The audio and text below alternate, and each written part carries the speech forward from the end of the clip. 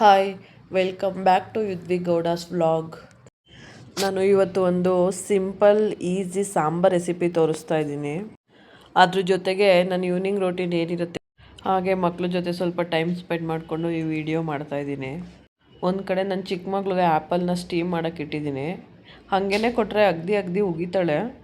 Steam ಮಾಡಿಕೊಟ್ರೆ ನೀಟಾಗಿ ತಿಂತಾಳೆ. So ಅದಕ್ಕೋಸ್ಕರ ಇನ್ನೊಂದು ಕಡೆ ಟೊಮೊಟೊ ಉಪ್ಸಾರು ಮಾಡೋಣ ಅಂತ ಒಂದು ನೀರು ಹಾಕಿ ಒಂದು 3 ಟೊಮೊಟೊನ ಅರ್ಧ ಕಟ್ ಮಾಡಿಬಿಟ್ಟು ಬೇಯಕ್ಕೆ ಇಟ್ಟಿದ್ದೀನಿ. ಅದು ಸ್ವಲ್ಪ ಸಾಫ್ಟ್ ಆಗಬೇಕು, ತುಂಬ ಸಾಫ್ಟ್ ಆಗಬೇಕು ಅಂತೇನಿಲ್ಲ, ಸ್ವಲ್ಪ ಸಾಫ್ಟ್ ಆದರೆ ಸಾಕು. ಬೆಂದಮೇಲೆ ಫ್ಲೇಮ್ ಆಫ್ ಮಾಡಿ ಸ್ವಲ್ಪ ಆರೋದಕ್ಕೆ ಇಡಬೇಕು. ಆಮೇಲೆ ಸ್ವಲ್ಪ ತೆಂಗಿನಕಾಯಿ ಹಾಗೆಯೇ ಒಂದು ಬೆಳ್ಳುಳ್ಳಿ ತೊಗೊಂಡಿದ್ದೀನಿ ನಾನಿಲ್ಲಿ.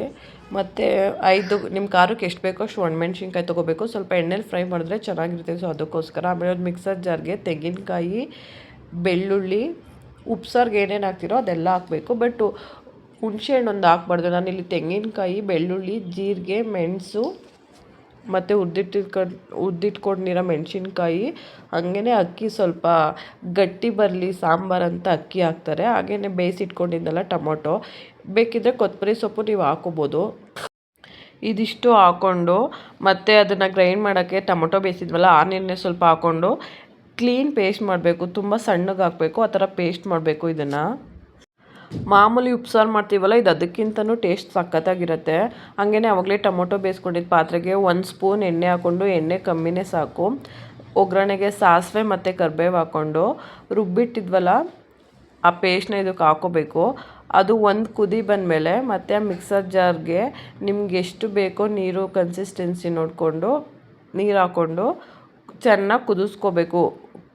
ಒಂದು ಕುದಿ ಬಂದಮೇಲೆ ನಿಮಗೆ ರುಚಿಗೆ ತಕ್ಕಷ್ಟು ಉಪ್ಪು ಹಾಕ್ಬಿಟ್ಟು ಒಂದು ಕುದಿ ಬಂದಮೇಲೆ ಒಂದು 20 ಮಿನಿಟ್ಸ್ ಆದರೂ ಮಿನಿಮಮ್ ಬೇಯಿಸಬೇಕು ಇದನ್ನು. ಇಲ್ಲಾಂದರೆ ಅಷ್ಟು ಚೆನ್ನಾಗಿರಲ್ಲ. ಇದನ್ನು ಎಷ್ಟು ನಾವು ಕುದಿಸ್ತೀವೋ ಅಷ್ಟು ಟೇಸ್ಟ್ ಚೆನ್ನಾಗಿರುತ್ತೆ. ಸಾಂಬಾರೆಲ್ಲ ಮಾಡಿಬಿಟ್ಟು ನನ್ನ ಮಗಳು ಪಾರ್ಕಿಗೆ ಹೋಗಬೇಕು ಅಂದ್ಲು. ಸೊ ಅದಕ್ಕೆ ಪಾರ್ಕಿಗೆ ಹೋಗ್ತಾಯಿದ್ವಿ. ಬಂದು ಮಾಡೋದಕ್ಕೆ ಅಡುಗೆ ಲೇಟ್ ಆಗುತ್ತೆ ಅಂದ್ಬಿಟ್ಟು ಸಾಂಬಾರು ರೆಡಿ ಮಾಡಿಟ್ಟು ಹೋಗ್ತಾಯಿದ್ದೀನಿ. ಅವಳು ಪಾರ್ಕಿಗೆ ಹೋಗೋ ಖುಷಿಲಿ ಸ್ಲಿಪ್ಪರ್ನು ಬಿಟ್ಬಿಟ್ಟು ಹೋಗಿದ್ದಾಳೆ. ಪಾರ್ಕಿಗೆ ಎಂಟ್ರಿ ಆದ ತಕ್ಷಣ ಅವಳು ಖುಷಿನೇ ಬೇರೆ. ಡ್ಯಾನ್ಸ್ ಮಾಡ್ಕೊಂಡೇ ಹೋಗ್ತಾಯಿದ್ದಾಳೆ ಪಾರ್ಕ್ ಒಳಗಡೆ. ಪಾರ್ಕಲ್ಲೆಲ್ಲ ಒಂದು ಅರ್ಧ ಗಂಟೆ ಆಡಿದ್ಲು. ಅಲ್ಲೇ ಪಾರ್ಕ್ ಪಕ್ಕದಲ್ಲಿ ಇವಾಗಲೂ ಗಣೇಶ ಕೂರಿಸಿದ್ದಾರೆ. ಇವತ್ತು ಎಲ್ಲ ಸೆಟಪ್ ಮಾಡಿದರು.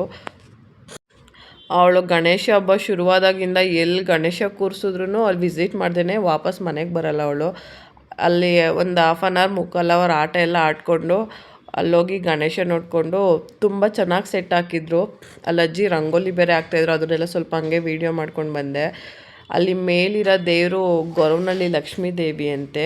ಮತ್ತು ಅದ್ರ ಕೆಳಗೆ ಗಣೇಶನ ಇಟ್ಟಿದ್ದಾರೆ, ಮುಂದೆ ಶಿವನ್ ಇಟ್ಟಿದ್ದಾರೆ. ಹಾಗೇನೆ ಆ ಕಡೆ ಈ ಕಡೆ ನವಿಲು ಮತ್ತು ಒಳಗಡೆ ಎಲ್ಲ ಹೆಂಗೆ ಸೆಟಪ್ ಮಾಡಿದ್ದಾರೆ ಅಂತ ನೋಡಿ ಹಾಕಿದ್ದೀನಿ. ದೀಪಾವಳಿ ಬಂದರೂ ಇನ್ನೂ ಗಣೇಶ ಕೂರಿಸ್ತಾ ಇದ್ದಾರೆ. ನಮಗೂ ನೋಡಿ ಆಶ್ಚರ್ಯ ಆಯಿತು. ಬಟ್ ಒಳಗೆಲ್ಲ ತುಂಬ ಚೆನ್ನಾಗಿ ಮಾಡಿದರು. ನೋಡಿ ಎಷ್ಟು ಚೆನ್ನಾಗಿ ಮಾಡಿದ್ದಾರೆ ಸೆಟಪ್ ಎಲ್ಲ ಅಂತ.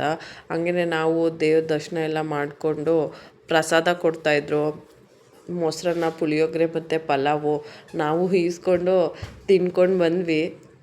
ಏನು ಮಿಸ್ ಮಾಡಿದ್ರು ದೇವ್ರ ಪ್ರಸಾದ ಮಾತ್ರ ಮಿಸ್ ಮಾಡಬಾರ್ದಲ್ವ. ತುಂಬಾ ಟೇಸ್ಟಿಯಾಗಿರುತ್ತೆ ನೋಡಿ. ಸೊ ಅದಕ್ಕೋಸ್ಕರ ಮತ್ತು ಇದು ನಾನು ನೆಕ್ಸ್ಟ್ ಡೇ ವ್ಲಾಗು ಹಾಕ್ತಾಯಿದ್ದೀನಿ. ನನ್ನ ಮಗಳು ಸ್ಕೂಲಲ್ಲಿ ಪೇರೆಂಟ್ಸ್ ಟೀಚರ್ ಮೀಟಿಂಗ್ ಇತ್ತು. ಸೊ ನಾನು ಅದಕ್ಕೆ ಹೆಂಗೆ ರೆಡಿ ಆದ್ವಿ ಅಂತ ತೋರಿಸ್ತಿದ್ವಿ. ಅಂದರೆ ಏನೇನು ಪ್ರಾಡಕ್ಟ್ ಯೂಸ್ ಮಾಡಿದ್ವಿ ಅಂತ. ಪ್ಲಮ್ದು ಟೋನರು, ಡಮ್ಡಕ್ ಅವ್ರದ್ದು ಸೀರಮು, ಡಾಟ್ ಆ್ಯಂಡ್ ಕಿ ಅವ್ರದ್ದು ಮಾಯ್ಶ್ಚರೈಸರು, ಹಾಗೆಯೇ ಲ್ಯಾಕ್ಮಿ ಅವ್ರದ್ದು sunscreen, Nivea lip balm and ಮಾರ್ಸ್ದು ಲಿಫ್ಟಿಕ್ಕು, ಕ್ರಯಾನ್ಸ್ ಲಿಫ್ಟಿಕ್ಕು. ರೆಡಿಯಾಗಿ ನಾವು ಪೇರೆಂಟ್ಸ್ ಟೀಚರ್ ಮೀಟಿಂಗ್ ಹೊರಟ್ವಿ. ಯಾರೆಲ್ಲ ವಿಡಿಯೋ ನೋಡ್ತಿರೋ ಚಾನಲ್ಗೆ ಸಬ್ಸ್ಕ್ರೈಬ್ ಮಾಡ್ಕೊಂಡು ನೋಡಿ. Thank you.